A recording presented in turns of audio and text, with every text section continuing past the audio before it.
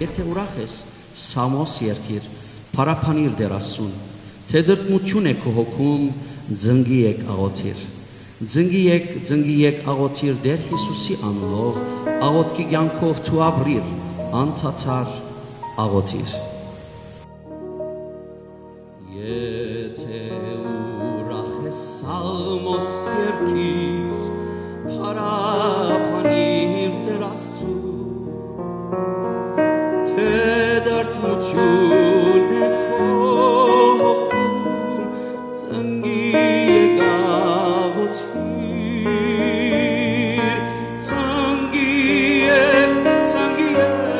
աղոթիր, Տեր Հիսուսի անունով, աղոթքի կյանքով դու ապրիր,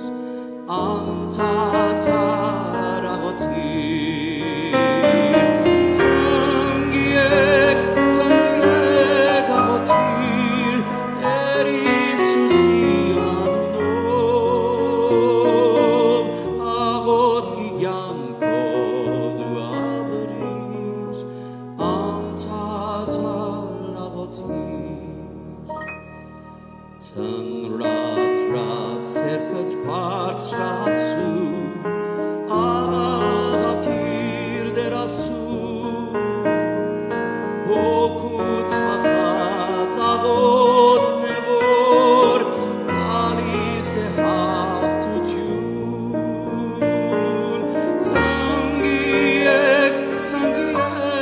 աղոթիր, Տեր Հիսուսի անունով, աղոթքի կյանքով դու ապրիր, անդադար աղոթիր, ձնգի եք աղոթիր, Տեր Հիսուսի անունով,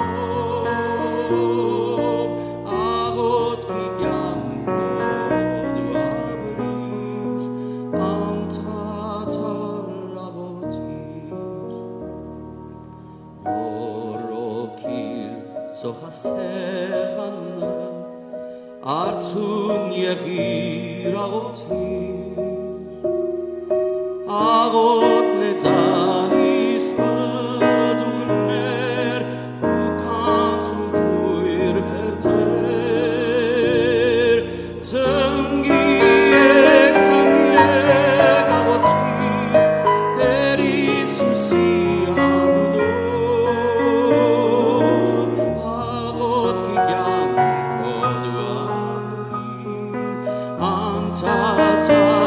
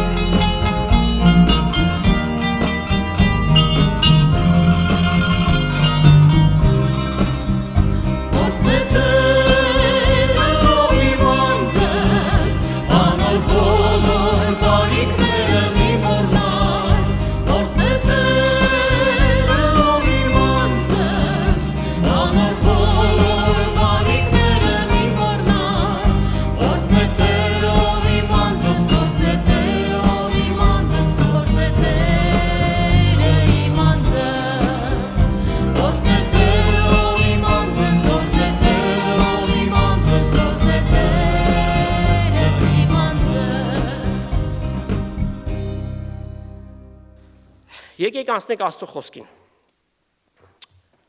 Սիրելիներ, այսօրվա նյութի խոսելու առիթը այն ժամանակահատվածն է, որի մեջ մենք գտնվում ենք։ Ինչ է կոչվում այդ ժամանակը։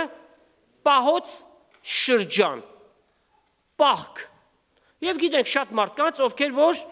պահքի մեջ են և հարցերը չի դադարում։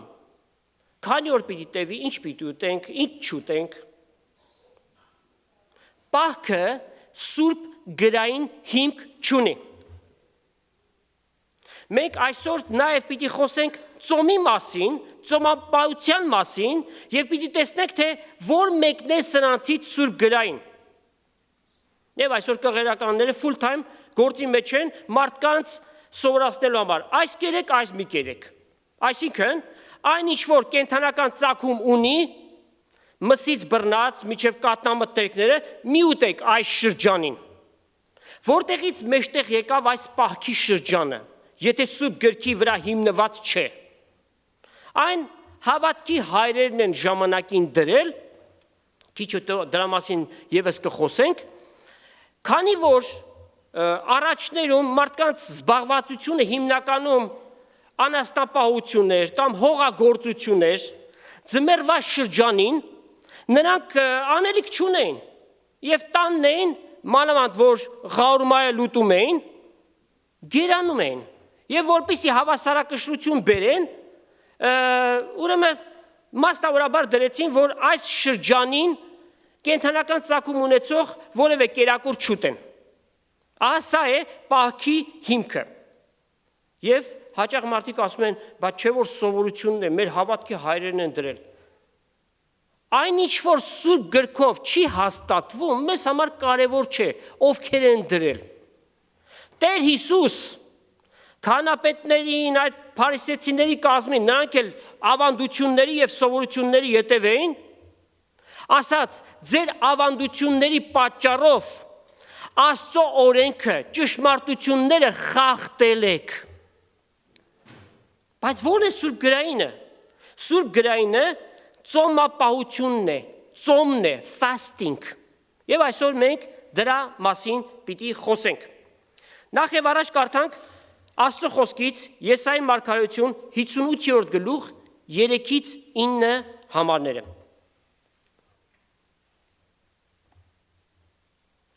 Մարդիկ Աստծուն ասում են. ինչու մենք ծոմ պահեցինք և դու չտեսար, մեր անձերը չարչարեցինք և դու չգիտցար։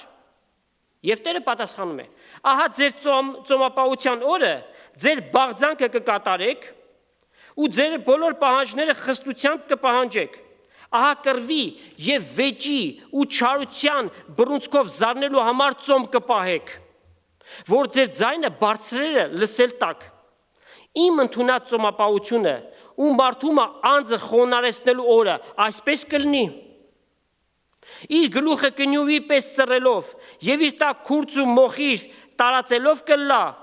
ասիկա ծոմապահություն ու Տիրոջ ընդունելի օր պիտի անվանես։ Իմ ընդունած ծոմապահությունը, Աստված հռչակում է, անիրավության կապերը քանդել, լուծի կապերը թուլացնել, հարստահարություն կրողները ազատ թողնել, ամեն լուծ կտրել, հացը անոթին բաժնել, թափառական տնանքները տունդ ընդունելը, մերկը հագվեցնելը ու մարմինդ անտեսելն է։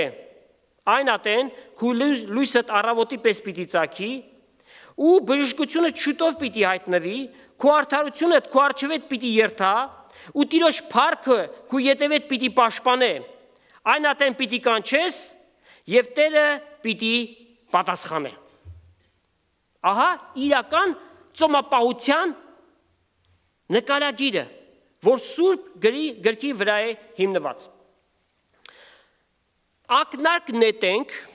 և մի փոքր խոսենք ուրիշ կրոնների մեջ գործածվող ծոմապահությունը։ Օրինակ, բահա հավատքը կա, որ նաև գիտենք կռապաշտական մի բան է։ Այդ հավատքի մեջ 15 տարեկանից վեր եղողները ամեն տարի մարտի 2-ից մինչև 20-ը ծոմապահություն են պահում, անձի ցանկություններից ազատվելու համար։ Կարող են ազատվել։ Ոչ։ Որովհետև անձի ցանկություններից հաստատվելու համար քո մեջդ Աստծո զորությունը պիտի ունենաս, որ Սուրբ Հոգիով է հաստատված, որ քեզ օգնի դրանից ազատվելու համար։ Եթե մեկը Սուրբ Հոգին չունի, ինչպես պիտի պայքարի։ Ինքը իր դեմ չի կարող պայքարել։ Բուդդիստները Վինայա օրենք ունեն, որ նախատեսում է, կեսօրվա ճաշից հետո միջև հաջորդ առավոտ ոչինչ չեն ուտում, միայն մեդիտացիա են անում։ Եվ գիտեք իրենց գաղափարները այնքան պիտի անեն, որ միջև նիրվանայի մակարդակին հասնեն։ Իսլամի մեջ, Ռամադան ամսվա մեջ, արևմուտքից միջև արևածագ, from sunset to sunrise, աշխարհի ցանկություններից հեռանալու համար է նրանց ծոմապահությունը։ Եվ նաև նրանք գտնում են, որ ծոմապահությունը կարևոր վահան է, պաշտպանիչ, որպեսզի երբ որ ամեն տարի իրենք այդ ծոմապահությունը անեն, ջահնամ, այսինքն դժոխք չգնան, բայց գնում են, որովհետև ծոմապահությունը մեկին չի ազատում։ Մյուս բոլոր կրոնների, աղանդների մեջ էլ կան, անգամ մորմոնները, սայնթոլոգիստները, բոլորն էլ ծոմապահություն ընդգրկել են իրենց հավատալիքների մեջ։ Քրիստոնեական եկեղեցու պատմությունից էլ մի փոքր խոսենք։ Կաթողիկ եկեղեցին 14-րդ դարում պարտադիր 2 օր դրեց շաբաթվա մեջ, որ ծոմ պահեն։ Սակայն մարդիկ հակառակվեցին եւ այդ պարտադրանքը վերցվեց։ Սահմանեցին միայն տոն օրերին ծոմապահություն եւ նաեւ պահքի շրջանին միջև հարությունը այդ պահեցողությունը պահվի։ Նաեւ բոլոր ծիսական եկեղեցիները որդեգրեցին այդ բանը եւ մենք գիտենք, որ ասում են պահքի շրջան, այս կուտես կամ այն չուտես, այդ սկզբունքների հիման վրա, որ մենք ասում ենք Սուրբ գրքի հետ որևէ կապ չունի։ Սակայն ծոմի եւ ծոմապահության մասին Սուրբ գրային օրինակները քննենք։ Ինչի համար հետևանքը ինչպիսին կլինի։ Օրինակ, Մովսեսը Աստծուց պիտի այդ տասնաբանյա տախտակները ստանար։ Եվ բարձրացավ լեռը, կարդանք, 2-րդ օրինաց 9-րդ գլուխ 9-ից 11 համարները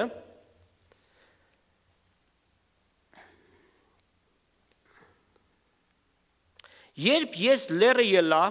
որպիսի քարեղեն տախտակներ առնեմ, այսինքն Տիրոջը ձեզի հետ ըրած ուխտի տախտակները 40 օր ու 40 գիշեր լեռը կեցա, ոչ հաց կերա եւ ոչ ջուր խմեցի։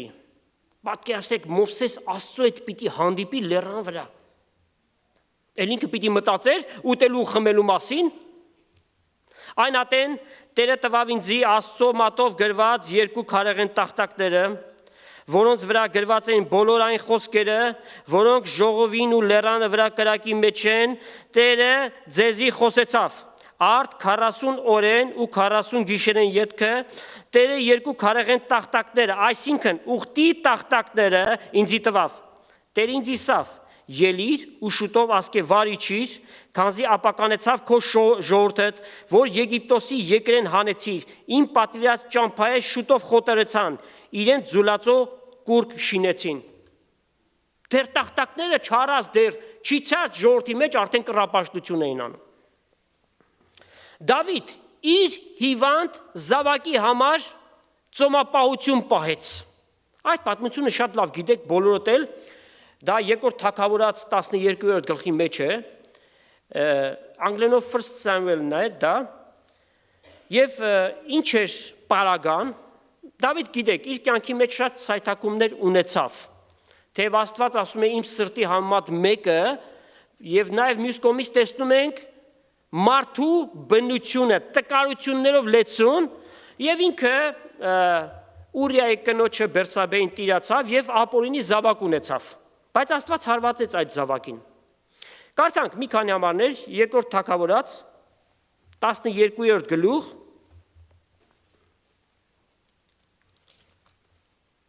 13-14 համարները։ Նաթան մարգարեն Աստծուց ղրկվեց, որպեսզի գնա Դավթին եւ ասի նրան, որ դու մեղք ես գործել Աստծո առջև։ Եվ Դավիթ ինքը նույնպես խոստովանություն արավ։ Դավիթ Նաթանին ասավ. Տիրոջը դեմ մեղք գործեցի։ Եվ Նաթան Դավթին ասավ. Տերը այս քո մեղքդ ներեց, պիտի չմեռնես։ Եվ որովհետև այս բանով Տիրոջ թշնամիներուն հայություն ընելու առիթ տվիր, անոր համար այս քեզի ծնած տղան անշուշտ պիտի մեռնի։ Այո, դու քո մեղքդ խոստովանեցիր։ Տերը քեզ չպիտի սպանի, բայց այդ արածիդ հետևանքը դու պիտի կրես։ Քո որդիդ պիտի մեռնի։ Մենք հոգևոր կյանքի մեջ սիրելիներ շատ զգուշ գտնվենք, որովհետև թեև շնորհքի շրջանի մեջ ենք ապրում, փակ Տիրոջը դրա համար, բայց նաև իմանանք, որ շատ ցցուն մեղքեր կան, որոնց հետևանքը կրել կա։ Դրա համար մենք հավատքի կյանքի մեջ շատ զգուշությամբ քայլենք։ Թեև Հիսուս Քրիստոսի արյունը մեզ բոլոր մեղքերից կսրբի, բայց Քրիստոս մեղքի պաշտոնյա չէ, որ ասենք, որ ոչինչ, մեղքը կգործեմ, անգամ մտածված մեղքեր եւ կգնամ ու կխոստովանեմ, Տերը վստահ եմ, որ իր խոսքի Տերն է, իմ մեղքերս պիտի ների։ Բաներ կան, որ Աստված թույլ է տալիս, որ մենք դրա հետևանքը կրենք, ուստի մեր հավատքի կյանքի մեջ զգուշությամբ քայլենք։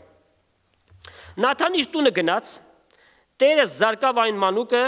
որ Ուրիայի կինը Դավթին ծներ էր ու սաստիկ հիվանդացավ։ Դավիթ մանուկի համար Աստծուն աղաչեց ու ծոմ պահեց ու գնաց բոլոր գիշերը գետնի վրա պառկեցավ։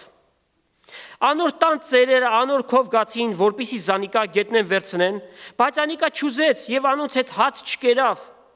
7-րդ օրը մանուկը մեռավ։ Դավթին ծառաները մանուկին մեռնիլը անոր իմացնել վախցան, քանզի իսեն, ահա քանի որ մանուկը ողջ էր, անորը սինք ու Անիկա մեր խոսքին մտիկ չրավ, ինչպես անորը սենք, թե մանուկը մեռավ, որ գեշ բան մնե։ Բայց Դավիթ իր ծառաներուն շշջունը լսելով իմացավ, որ մանուկը մեռել է, ու Դավիթ իր ծառաներուն ասավ. մանուկը մեռավ։ Անոնք ասին մեռավ։ Այն ատեն Դավիթ գետնեն ելավ, լվացվեցավ, օծվեցավ, հանդերձները փոխեց ու Տիրոջ տունը մտնելով երկրպագություն ըրավ։ Հետո իր տունը դարձավ եւ ուզեց ու անոր արչեվին հաց դրին ու կերավ։ Ծառաները անորսին. այս ըրած բանդ ինչ պիտի լա, քանի որ մանուկը ողջ էր,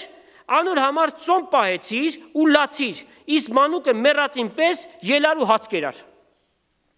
Դավիթ ասավ. քանի որ մանուկը ողջ էր, ծոմ պահեցի ու լացի, քանզի իսի, ով գիտե, թերևս Աստված ինձի ողորմի ու մանուկը առողջանա,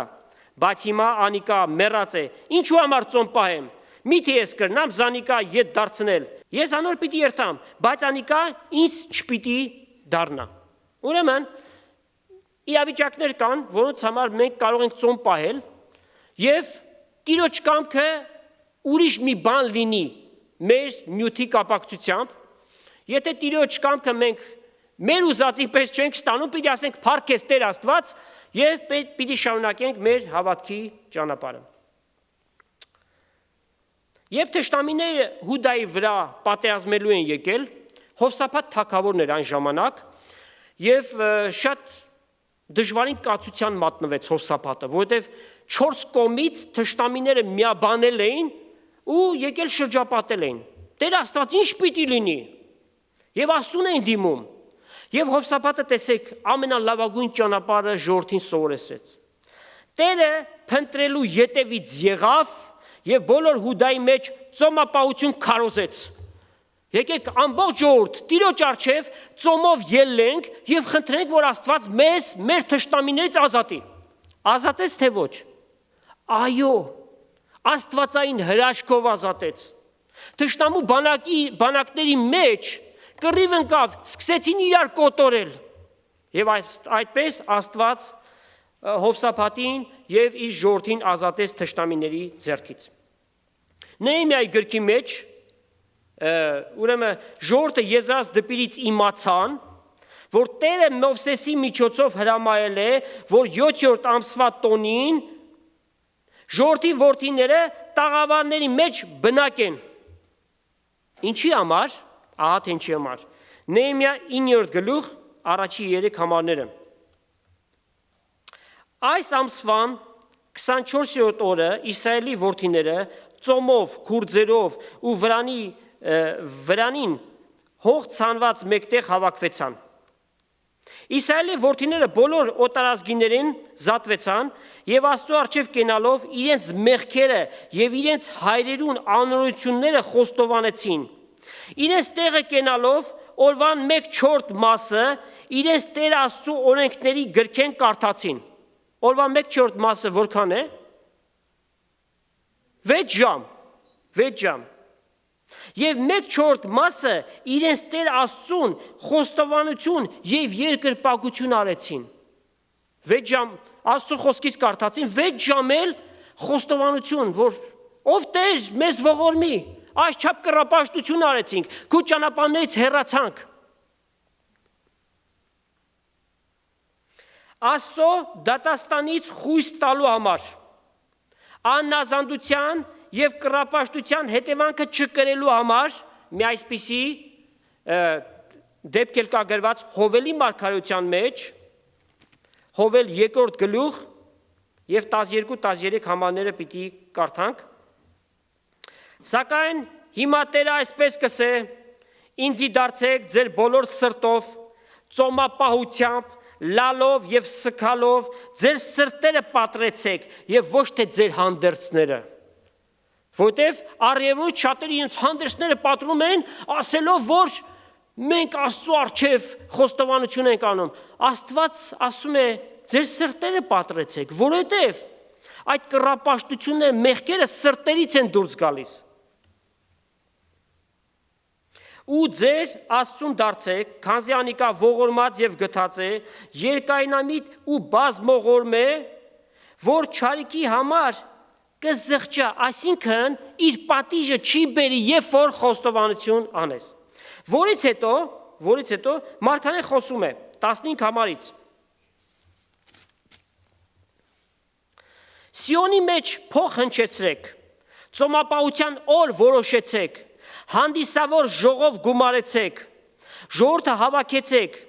ժողովը սրբեցեք, ծերերը հավաքեցեք, տղաներն ու կատնակեր մանուկները հավաքեցեք, Փեսան իր սենյակից թող դուրս ելլե ու հարսը իր առագաստեն։ Տիրոջը պաշտոն կատարող քահանաները սրահի ու սեղանի մեջտեղ թող լան, ուսեն ով Տեր, քո ժողովրդիդ խնայե եւ քո ժառանգությունդ մի նախատեր, որ ազգերը անոնց վրա տիրեն, ինչու համար ժողովրդների մեջ ասեն, թե ուր է նրանց Աստվածը։ Ում է ծոմապահության կանչում, ամբողջ ժողովրդին, այդ թվում նաև կղերական կազմին, բոլորին, ամբողջ ազգությամբ, ծոմապահությամբ եւ լացով, ապաշխարեցեք իմ առջևս։ Ո Տեր, դու այս շնորհքը նաև մեր ազգին տաս, որ մոլորյալ, խոտորյալ, ավանդությունների հետևից միայն գնալով մոլորված են քո ճանապարհներից, որպիսի մեր ազգն էլ ամբողջությամբ Տիրոջ առջև գա, լալով իրենց մեղքերը խոստովանելով եւ ապաշխարելով։ Եստերի պատմության մեջ մի գեղեցիկ հատված կա, անշուշտ բոլորդ էլ կարդացել եք, գիտեք Եստերի պատմությունը։ Եստերը ազգությամբ հրյա էր եւ թագուհի դարձավ։ Այդ թագարության մեջ Haman անունով մեկը կար, չար մի անձնավորություն էր, սատանայի խորհրդապատկերն էր այս մարդը։ Եվ նա ջանում էր, որ մի հրովարտակ հրճակվի, որ հրյաներին կոտորեն։ Եվ այդ բանը նրան հաջողվեց անելու, հրովարտակը մեջտեղ եկավ, հրյաներին պիտի կոտորեն։ Մուտքի անունով մի անձնավորություն կար, աստվածավախ, աստվածապաշտ եւ իր ազգի համար շատ մտածող մեկն էր։ Այս բանը նրան հունից հանեց։ Հողի եւ մոխրի վրա նստեց, քուրց հագավ, որպեսզի Տիրոջ առջև խնդրի, որ ով Տեր ողորմի։ Լավագույն քայլը, որպեսզի Եստերին տեղեկացնեն այս մասին, որ Համանը հաջողեց իր գործի մեջ եւ հրեաներին պիտի կոտորեն, բայց պետք է որ դու բարեխոսես թագավորի առջև, որ այդ պաշտպանությունը մենք թագավորից գտնենք։ Կարդանք Եստերի 4 գլուխ առաջի 3 համարները սկզբից։ Երբ մուտքը բոլոր եղածները իմացավ, իր հանդերձները պատրեց, քուրց հագավ ու վրան մոխիր ցանեց եւ քաղաքի հրապարակը ելնելով մեծ ու ողբալի ձայնով աղաղակեց։ Ու թագավորի դրան առջև եկավ կայնեցավ, վասնզի քուրց հագած մարդը չէր կրնար թագավորեն դռնեն ներս մտնել։ Բոլոր գավառների մեջ, ուր որ թագավորին հրամանն ու հրովարտակը կհասներ, հրեաները մեծ սուկ կնեին, ծոմ կպահեին, կուլային, կողբային եւ շատերը քուրձի ու մոխրի վրա կպարկեին։ Թագուն ուղարկվեց տեղեկություն, որ այսպիսի հրովարտակ կա, որ գործադրության պիտի դրվի։ Եվ Եստեր պատասխանեց. Հիմա 30 օր է, որ ես թագավորի քով մտնելու կանչված չեմ։ Ամեն ատեն չէր կարող մտնել, մասնավոր թագավորից կանչ պիտի ունենար, որ գնար։ Եստերին խոսքերը Մուդքեին հայտնեցին։ Մուդքե ասավ, որ Եստերին այսպես պատասխան տանին. Դու մի կարծես, թե թագավորին տունը ըլալովդ բոլոր հրեաներեն միայն դու պիտի ազատես։ Վասնզի այս ժամանակի մեջ եթե դու լռես, հրեաներուն ուրիշ տեղեն մը օգնություն ու ազատում պիտի գա, բայց դու քո հորը տունը պիտի կորցնեք։ Եվ ով գիտե, թերևս դու այսպիսի ատենվան համար թագուի եղար։ Մենք ինչ իմանանք։ Մենք Աստծո որդի կաչվեցինք, որոշակի նաև նպատակների համար, մենք չգիտենք։ Եվ իրավիճակները գա, մենք պետք չէ որ լուր մնանք։ Մենք պետք է որ ճշմարտությունը խոսենք եւ չարիքին դեմ կենանք։ Աստված Հովնան մարգարեին ղրկեց, ասաց գնա Նինվե եւ քարոզիր ասավոր, 40 օրից հետո պիտի կոտորեմ Նինվեն։ Հովնանը գիտենք ինչ ճանապարհներ ընտրեց փախ Աստծո երեսից, բայց երկրորդ հնարավորությամբ գնաց եւ ապաշխարություն քարոզեց։ Ինչպես վարվեցին նինվեացիները։ Ասորացիներ էին։ Եվ այն ժամանակ կռապաշտ էին այս մարդիկ։ Ինչ արեցին։ Ամբողջ թագավորով, պստիկով, ամբողջ քաղաքը հողի եւ մոխիրի վրա նստեցին, քուրց հագան եւ ծոմով ապաշխարեցին։ Ահա տրված հնարավորությունը եւ ղրկվեց ու նրանք ապաշխարեցին։ Ուրեմն ծոմի ժամանակը սկսվում է արևամուտից մինչև հաջորդ արևամուտ։ Այն պահ կոչվածը, որ 40 օր է տևում, հաճախ մարդիկ ասում են, դե 40 օր ծոմ պահենք։ Այդպես վարվենք, քիչ հետո տեսնենք, վարվենք թե ոչ։ Ոմանք ասում են, դե Տեր Հիսուս որ պահեց, ինքը մեր օրինակն է, այդպես վարվենք։ Այո, նոր կտակարանի ամենաակնառու դեպքը Տեր Հիսուսի հետ կատարված դեպքն է, որ ինչպես գիտեք, Սուրբ Հոգի միջոցով առաջնորդվեց դեպի անապատ, որպեսզի սատանայից փորձվի։ Երեք ավետարանների մեջ այդ պատմությունը կա, Մատթեոս 4, Մարկոս 1 եւ Ղուկաս 4 գլուխների մեջ։ Նպատակը որն էր, որ Տեր Հիսուս անապատ տարվեց։ Նպատակը մեկն էր։ Սատանայի վրա հաղթություն պիտի տաներ նա։ Մեր նախահայրը Ադամը պարտվեց սատանայից։ Այն փորձությունները, որ դրվեց իր առջև, աշկի ցանկություն, մարմնի ցանկություն, այս կյանքի հպարտությունը, Ադամը պարտվեց։ Նույն ձևով սատանան մոտեցավ Տեր Հիսուսին նաև անապատի մեջ, բայց Հիսուս հաղթական գտնվեց սատանայի վրա 40 օր, ոչինչ չէր կերել, ոչինչ չէր խմել, եւ այդ տկարացած մարմնով Քրիստոս մենք ասել ենք երկու բնություն ունի, թե աստվածային եւ թե մարդկային, բայց մի մեծ տարբերությամբ, որ իր մեջ մեղքի բնություն չկար, սակայն Տեր Հիսուս ինքն էլ անոթենում էր, ծառավում էր, հոգնում էր, Հիսուս լացեց, այնպես որ այդ զորությունը մարդկային մարմնի մեջ կար իր Եվ Հիսուս դիմակայեց անգամ այդ փորձությունը 40 օր ոչինչ չի կերել, ասա այս քարերին, որ հաց դառնան։ Եվ Տեր Հիսուսի պատասխանը դա գիտեք գայթակղուցիչ մի բան է, անոթի ես եւ ճանապարհը կա եւ դու մերժում ես։ Մարդ միայն հացով չի ապրում, այլ Աստծո բերանից ելած ամեն խոսքով։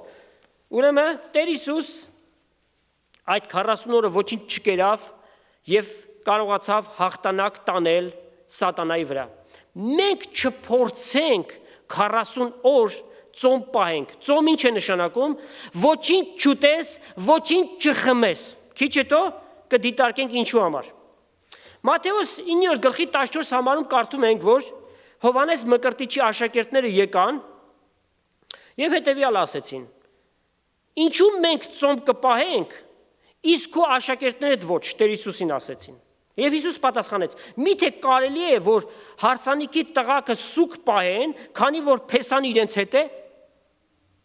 Բայց օրեր պիտի գան, եւ փեսան իրենցից վերցվի, այն ժամանակ ծոմ պիտի պահեն։ Այլ կերպ ասած, իմ ներկայությունս իրենց հետ է արդեն։ Պետքություն չունեն ծոմ պահելու։ Ուրիշ օրինակներ էլ կան Սուրբ գրքի մեջ, որից մենք դասեր ենք քաղում։ Երկու անձնավորություններ գնացին տաճար աղոթելու։ Շատ լավ գիտեք այդ պատմությունը, մեկը մաքսավոր էր, մեղավոր մեկը, հասարակությունից մերժված, բոլորը գիտեն, որ ավազակ են այս մարդիկ, խաբեբա են, բայց այս մարդը եկել էր Աստծո առջև խոստովանություն անելու եւ ասում է անգամ իր աչքերը վեր չէր վերցնում եւ միայն իր կուրծքներ ծեծում ասելով, որ Տեր ողորմ ինձ մեղավորից։ Մյուսը փարիսեցի է,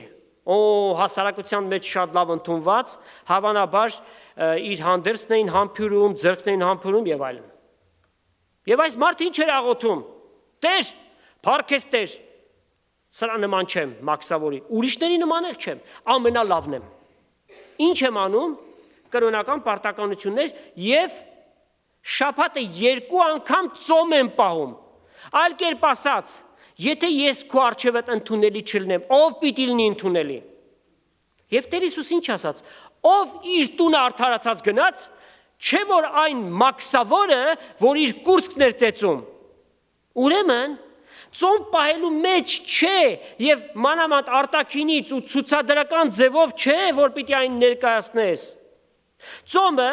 մարդու եւ Աստծո մեջ եղած մի հարաբերակցություն է, մի գործակցություն է, որ անձդ խոնարհեցնում ես Տիրոջ առջև, ծոմապահությամբ որոշակի նյութեր ունես, Աստծո առջև ես բերում։ Պետք չէ որ ի ցույց հանվի ուրիշներին էլ հասկացնելու համար, որ ես գիտես ծոմի մեջ եմ։ Այդպիսի մի դեպք տեղի ունեցավ Մատթեոս 6-րդ գլուխ 16-18 համարները։ Եկեք կարդանք։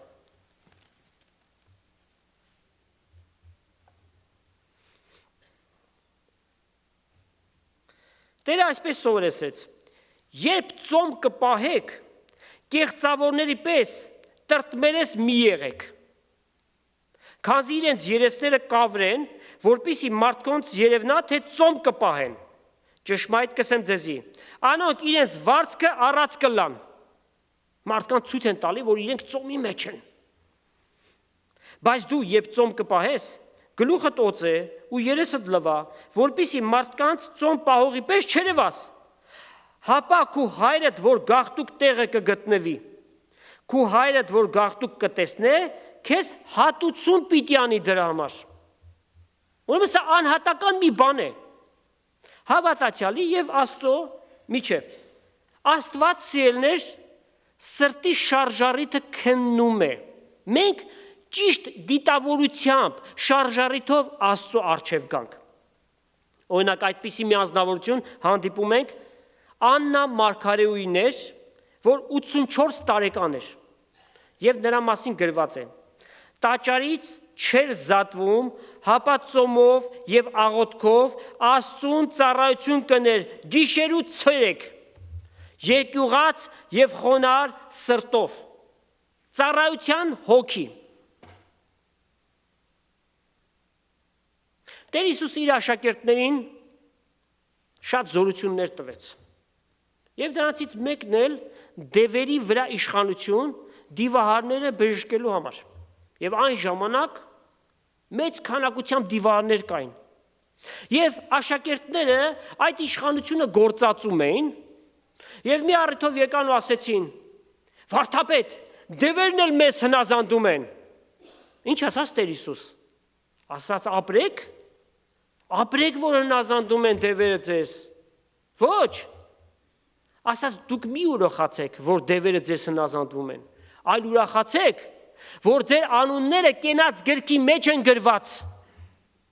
Տեր Հիսուս, ինչու այդպես ասեցիր։ Որովհետև դրա պատճառը կար։ Մեկ իր զավակին բերեց Տեր Հիսուսի մոտ, որ ասում էր լուսնոտում է եւ իրեն կրակի ջրի մեջ է գցում, եւ ասաց աշակերտների տարա, աշակերտները չկարողացան նրան բժշկել, եւ Տեր Հիսուս հառաչեց. ով անհավատներ, ով թերահավատներ, տկարամիտներ։ Եվ աշակերտները ասեցին. «Վարդապետ, մենք ինչու չկարողացանք նրան բժշկել»։ Եվ պատասխան հետևյալն էր։ Կարդանք Մատթեոս 17-րդ գլխի եւ 20 համարը։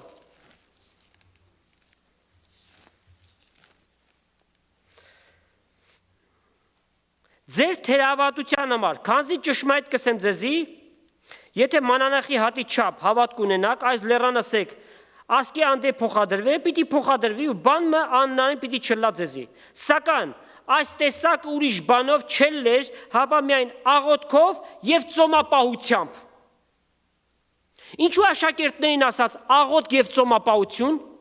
որովհետեւ աշակերտները ավելի շատ կենտրոնացած էին իրենց տրված պարգևի վրա, քան թե Աստծո զորության վրա։ Իրենք կարծում են, որ իրենք է որ անում են։ Ահա դրա համար նրանք ձախողեցին, որպեսզի տեսնեն, որ եթե Աստծո զորություն իրեն չառաջնորդի, իրենք ոչինչ չեն կարող անել։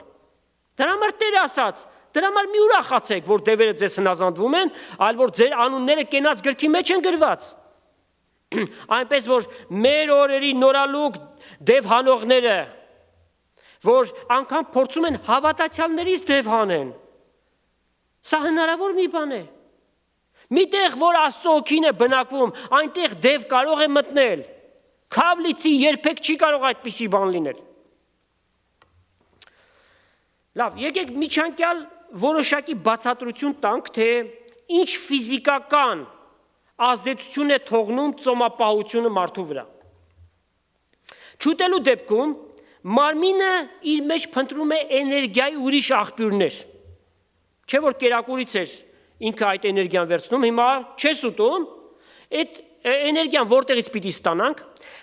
Լյարդը իր մեջ ամբարում է գլյուկոզա։ Գլյուկոզա գիտեք հայերեն ինչ է։ Խաղողաշաքար։ Բացատրությունը այդպես է տրված։ Ուրեմն իր մեջ խաղողաշաքար է ամբարում եւ մարմնի մեջ եղած ճարպը եւ պրոտեինը շատ կարեւոր են։ Երբ որ մեկը ծոմի մեջ է, սնունդից այդ էներգիայի աղբյուրները չի ստանում, մարմինը ինքն է տրամադրում այդ բանը։ Մարմինը ճարպով կարող է հագենալ, իսկ ուղեղը եւ նյարդային համակարգը միայն պետքություն ունեն այդ գլյուկոզայի, որ լյարդի մեջ է ամբարված։ Եվ երկարաժամկետ ծոմապահությունը կարող է պատճառ լինել, որ այդ գլյուկոզան ամբարված վերջանա, եւ հետևանքը գիտեք որ շատ վատ է։ Մահ կարող է լինել։ Հետևաբար մենք չփորձենք ասելով, որ մեր Տերը 40 օր չկերավ, չխմեց, մենք էլ այդ նույն ձևով ծոմապահություն անենք, ոչինչ չուտենք։ Չփորձենք։ Անկամ ծոմապահության մեկ օրը, եթե ուղիղ սրտով է կատարվում Աստծո առջև, ընդունելի է։ Պողոս առաքյալի մասին գրված, իր անձնականի մասին էլ գրված շատ բաներ տեսնում ենք, ինքը հաճախ ասում էր, դուք ինձ ստիպում եք, որ իմ մասին գրեմ։ Եվ գրես, թե այն չարչանակները, որոնցով ինքը անցավ, կարդում ենք ահավոր էին դրանք։ Եվ նաև գրում է, շատ օրեր ծոմերի մեջ եղա։ Պողոս առաքյալը ինչի համար է ծոմ պահում։ Ինքը որքան նյութեր ուներ, որ ծոմ պիտի պահեր։ Ասում է, բոլոր եկեղեցիների հոգին վրաս է, եւ ամեն կողմից վտանգներ։ Եվ շատ առիթներ ունեցավ ծոմ պահելու։ Արդյոք ծոմապահությունը պատվիրան է, որ անպայման պիտի կատարենք։ Պատասխանը ոչ է։ Մյուս կողմից նպատակային պահելը մեր հոգևոր կյանքին շատ տարբեր օգուտներ կարող են բերել։ Եթե պահում ես, որովհետև ուրիշներն էլ են պահում, կամ սովորություն է նրանցից հետ չմնալու համար, ասեն, որ սխալվել ես։ Եթե պահում ես եւ սրտիդ մի անկյունում մտածում ես, որ ուրիշ միջոցներով հնարավոր չեղավ նիհարելու, ծոմը կպահեմ, կնիհարեմ, ձախողվեցիր։ Աստված սրտերն է քննում եւ գիտի, որ ինչ դիտավորությամբ է։ Իզուր տեղը ջանք մի գործադրի։ Աստծո առջև այդ ծոմապահությունը ընդունելի չէ։ Բայց կան բժշկական ծոմապահության տարբեր տեսակներ, կարող ես դրանց հետևել, եթե ուզում ես նիհարես։ Սակայն ծոմապահությունը գործածել, մտածելով, որ պիտի նիհարեմ, սա սխալ սկզբունք է Տիրոջ առջև։ Եթե ուզում եք ծրագիր, ասեմ, Ջեյնի Քրեյգ կա ինչ-որ մի ծրագիրը, ասում են ամիսը մի 20 փաունդ իջնում են։ Մենք սիրելիներ ծոմ պահելով Աստծուն լավություն ենք անում, ֆեյվոր ենք անում Աստծուն։ Երկու տեղերից ձեզ պիտի կարդամ, ուրեմն Եսայի 58-րդ գլուխ, Եսայի 58, 3-5-ը։ Եվ ասում են մարդիկ, մենք ինչու ծոմ պահեցինք ու դու չտեսար, մեր անձերը չարչարեցինք ու դու չգիտցար։ Հա? Ահա ձեր ծոմապահության օրը ձեր բաղձանքը կկատարեք։ Թեև ծոմապահություն եք անում, բայց ձեր սրտի խորացը ի գործ եք դնում։ Ու ձեր բոլոր պահանջները խստությամբ կպահանջեք։ Ահա կռվի ու վեճի ու չարության բռունցքով զարնելու համար ծոմ կպահեք, ու որ ձեր ձայնը բարձրերը լսել տակ։ Աստծո ուզած ծոմապահությունը սա է, սիրելիներ։ Իմ ընդունած ծոմապահությունս ու մարդու անձը խոնարհեցնելու օրը այսպես կլա։ Եթե ծոմ ես պահում, անձդ պիտի խոնարհեցնես, բայց այսպես է, ասում է բռունցքով իրար հարվածելու համար եք անում սա։ Իր գլուխը կյունի պես ծռելով ու իր տակ քուրձ ու մոխիր տարածելով կլա։ Ասիկա ծոմապահություն ու Տիրոջը ընդունելի օր պիտի անվանես, եթե այսպես ես վարվում։ Եվ նաև Զաքարիայի մարգարեությունից 7-րդ գլուխ 5-ից 7 համարները։ 5 և 6 համարները։ Այս երկրի բոլոր ժողովրդին ու քահանաներին ասե. Այս 70 տարին, երբ 5-րդ ու 7-րդ ամիսների մեջ ծոմապահություն կնեիք ու սուկ կբռնեիք, միթե ինձ համար ծոմապահություն կնեիք։ Աստված հարցնում է, այդ ծոմը, որ անում եք, ինձ համար եք անում։ Ու երբ կուտեիք ու կխմեիք, ձեզ համար չէիք ուտեր ու ձեզ համար չէիք խմել։ Տեսնում եք։ Ուրեմն երբեք չպարծենանք ասել, որ ծոմ եմ պահում Աստծո առաջ։ Աստծո համար եք պահում այդ ծոմը, թե մեր անձերի շինության համար եք պահում այն։ Ինչպիսի պատճառներ կարող են լինել ծոմ պահելու։ Օրինակի համար, հիվանդության համար։ Որևէ սիրելի եղբոր, քրոջ կամ անձնական մեկը ինքը իր հիվանդության համար Աստծո առջև ծոմ է պահում։ Երբ որ մենք ծոմ ենք պահում, սիրելիներ, այդ չուտելու ժամանակաշրջանը ավելի զգաստ եւ արթուն ենք լինում, որովհետեւ մեր անոթի վիճակը միշտ մեզ կենտրոնացնում է մեր նյութի վրա։ Եվ մենք ամեն վարքյան հիշում ենք, թե մենք որ չենք ուտում, ինչի համար է, այս ծոմապահությունը ինչի համար է, եւ լծվում ենք աղոթքի։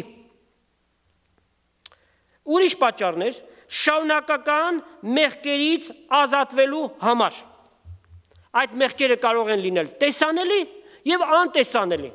Մենք շատ հաճախ մեր մտքերի մեջ պատերազմ ունենք։ Սատանան ամեն աղբով ուզում է մեր մտքերը լցնել։ Չար աշխարհի մեջ ենք ապրում։ Այսքան ամբարտավանություն, ամենուր եք, մեր աչքերը ինչեր են տեսնում։ Եվ այդ պատկերները սատանան կարող է մեր մտքերի մեջ բերել եւ մենք պայքար ունենք։ Մենք կարող ենք ծոմապահություն անել եւ Տիրոջը խնդրել այն զորությունը, որ կարողանանք այս մեղքերին դեմ դնել։ տարբեր տեսակի մոլություններից ազատվելու համար։ Հավատացյալներ կան, որ հավատքի են եկել, բայց ծխում են դեռևս։ Հավատացյալին վայել է ծխելը։ Սա աշխարհի երևույթն է, ոչ միայն վնասակար է, մարդկանց համար ընդհանրապես հասարակության մեջ վնասակար մի բան է։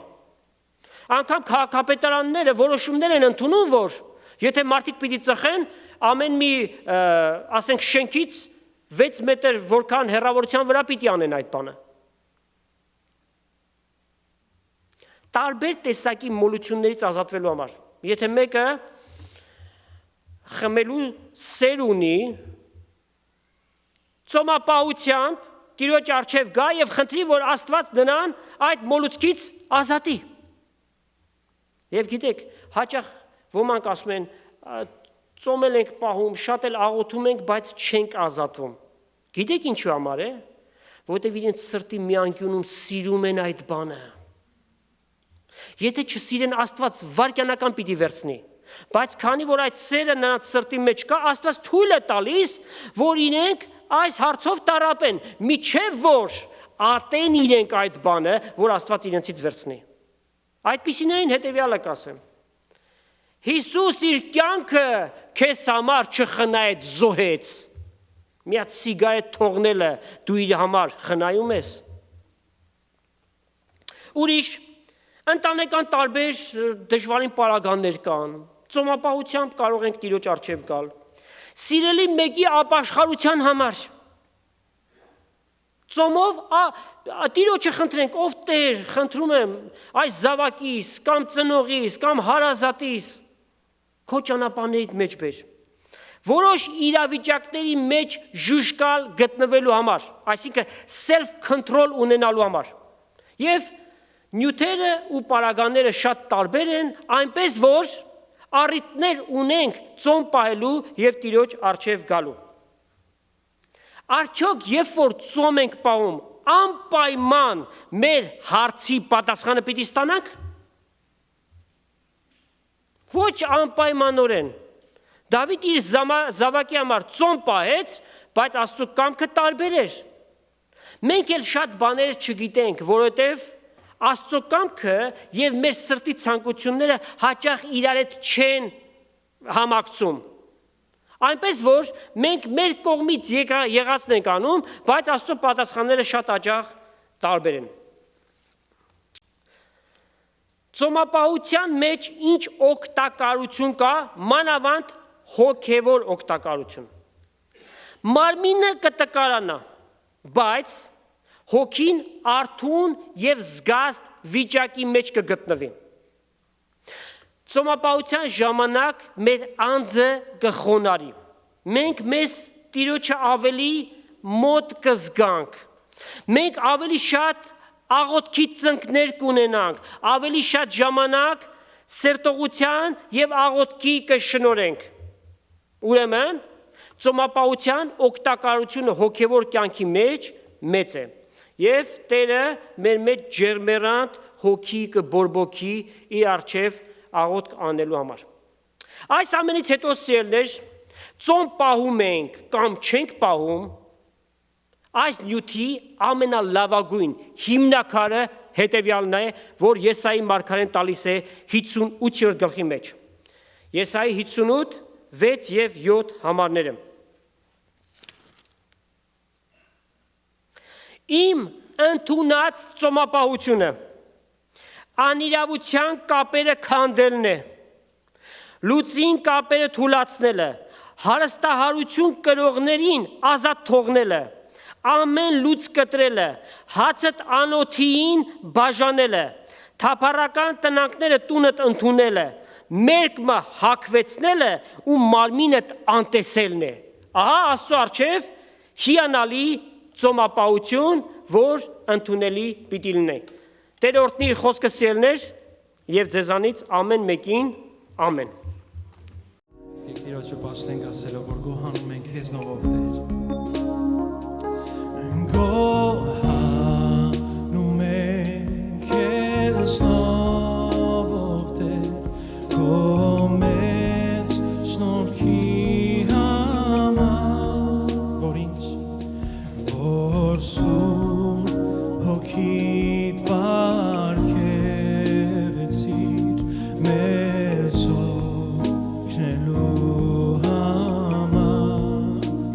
անցնում էր երկակից իջարիչ պես գրակ եկեղեցիդ վարվեց գողաշագերներին զորություն բարգևեց Խնդրեմ ոտքի վրա աղոթենք Տիրոջը վերջին նազևներն ենք ուզում համաձայն խոսում Այո իմ Տեր զինավորին եկեղեցին հոգովդ վերևից վերջին անձրևները վերջին անձրևներն են ուզում համաձայն խոսումից այո իմ Տեր զինավորին եկեղեցին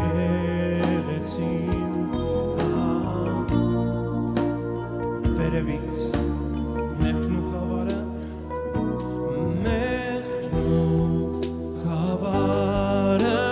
մարդկանց մեջ անչափ է շատացել միակ ճարը Սուրբ Հոգին է որ նրանց զղջման բերի այո Տեր խնդրում եմ կոտրես նրանց քարսը Տերը քո Սուրբ Հոգու սուրով եւ բժշկես խոցվածները քո անսահման սիրով ասենք միասին վերջին նազերն ենք ուզում համաձայն խոսումից այո իմ Տեր զինավորին եկեղեցիդ հոգովդ վերևից իմ Տեր վերջին անձրևներն ենք ուզում համաձայն խոսումից զինավորին եկեղեցին հոգովդ վերջին համար որպես աղոթք օգնության սիրով Աստված Հիսուսի անունով Սփոփիր առաջնորդիր ամեն տեղ մեզ հոգով Սրբիր այս